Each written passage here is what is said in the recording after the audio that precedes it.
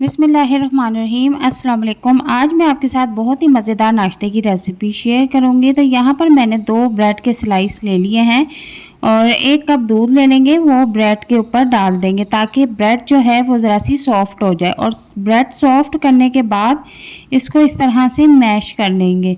तो यहाँ पर मैंने सारी ब्रेड मैश कर ली है। अब ब्रेड के पेस्ट को एक साइड पे रख देंगे। यहाँ पर मैंने एक अंडा ले लिया है, बाउल में अंडे को तोड़ लेंगे और ये ध्यान रखना कि अंडा ख़राब ना हो। और यहाँ पर मैं जर्दी जो है वो लैदा कर लूँगी और इसको हमने कब इस्तेमाल करना है ये मैं आगे चल के बताऊँगी। तो यहाँ पर हम ब्रेड के पेस्ट में सफ़ेदी डाल देंगे।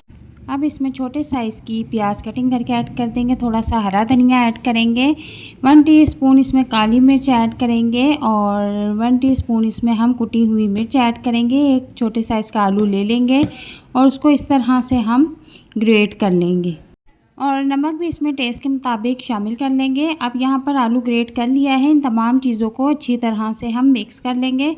बहुत अच्छी तरह से इन सारी चीज़ों को आपने मिक्स करना है और मिक्स करने के बाद अब हम इसको एक साइड पे रख देंगे।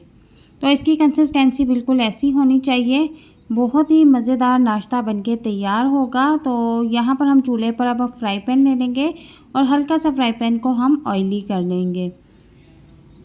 घी की जगह पे आप ऑयल भी इस्तेमाल कर सकते हैं। इसके बाद चूल्हे का फ्लेम आपने यहाँ बिल्कुल लो रखना है और इसके बाद इसके फ्राई पैन के अंदर आपने इस तरह से पेस्ट डाल देना है और इसको एक सैंडविच की शेप में कर लेना है। तो यहाँ पर चूल्हे का फ्लेम बिल्कुल नॉर्मल है और हल्की आंच पे जितना पकेगा उतना ही ये क्रिस्पी और मज़ेदार बनेगा।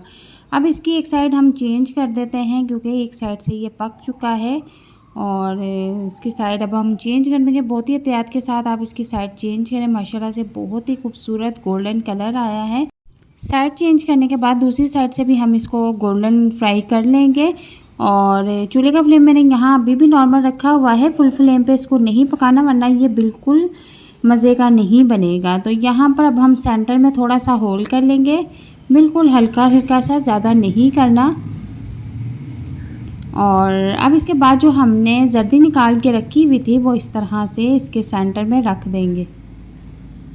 जब आप इस रेसिपी को घर में बनाएंगे तो आपके बच्चे बहुत ही खुशी से इस रेसिपी को खाएंगे और बार बार बनाने पर फरमाइश करेंगे। तो इसके ऊपर थोड़ी सी मैं हरी मिर्च और थोड़ी सी कुटी हुई मिर्च स्प्रिंकल कर दूंगी। आप चाहे तो इस ऑप्शन को स्किप भी कर सकते हैं।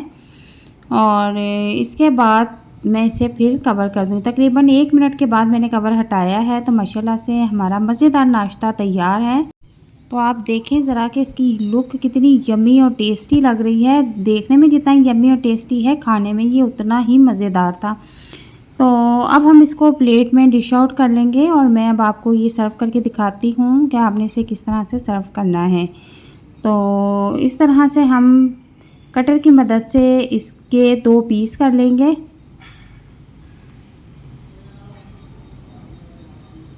और बहुत ही क्रिस्पी और मज़े का बनके ये नाश्ता रेडी हुआ है। आप एक बार इस नाश्ते को बनाएं, यकीन करें बार बार बनाने पे आप मजबूर हो जाएंगे। आप इस रेसिपी को बच्चों को लंच बॉक्स में भी बना के दे सकती हैं। आपके बच्चों का लंच बॉक्स बिल्कुल खाली आएगा। बहुत ही शौक़ से बच्चे रेसिपी खाते हैं।